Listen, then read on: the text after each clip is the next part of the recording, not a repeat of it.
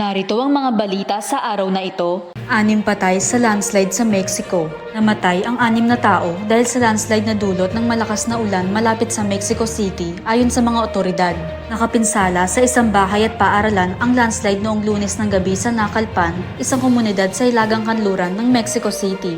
4 na lalaki at 2 babae ang mga biktima. Mayroon pang 3 tao na nasugatan at dinala sa isang pampublikong ospital. Naganap ang mga pagkamatay sa Nacalpan ilang araw matapos ang isa pang landslide na pumatay ng 9 na tao noong Sabado sa Hilotzingo, kanluran ng Mexico City sa estado ng Mexico. Ngayon naman ay dumako tayo sa balitang showbiz. Ricardo Cepeda, nakalaya na. Laya na ang aktor na si Ricardo Cepeda mula sa halos 1 taong pagkakapiit nito. Iyan ang masayang ibinalita ng aktres na si Nadja Montenegro sa kanyang Instagram post. Matagumpay na nakapagpiyansa ang aktor matapos na payagan ng Branch 12 Sanchez Mira Regional Trial Court Cagayan na siya ay mag-bail at naibasura na rin ang nakabinbing kaso ni Ricardo ng estafa sa Branch 6 ng Apari Regional Trial Court nung nakaraang buwan.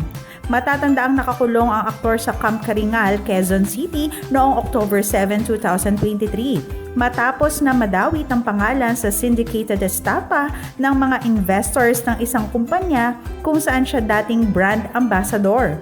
Bumuhos naman ng suporta ng mga netizens para sa aktor. May iba pang humirit na sana ay maipasok siya ni Coco Martin sa hit series nitong Batang Quiapo at mabigyan ng pagkakataong muling makapag-umpisa. At narito naman ang mga balita sa ating bansa. Ex-PNP official Garma, hindi dumalo sa pagdinig sa Kamara. Hindi nakadalo ang dating police colonel na si Royina Garma sa pagdinig ng Kamara nitong Huwebes dahil sa pananakit ng leeg at tenga.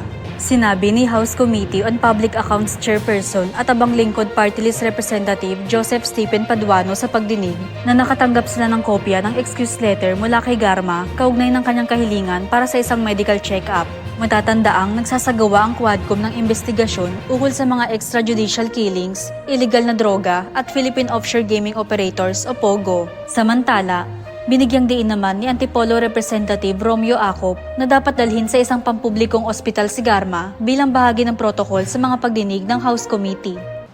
Ako si Jenny Rose Albason, nag-uulat.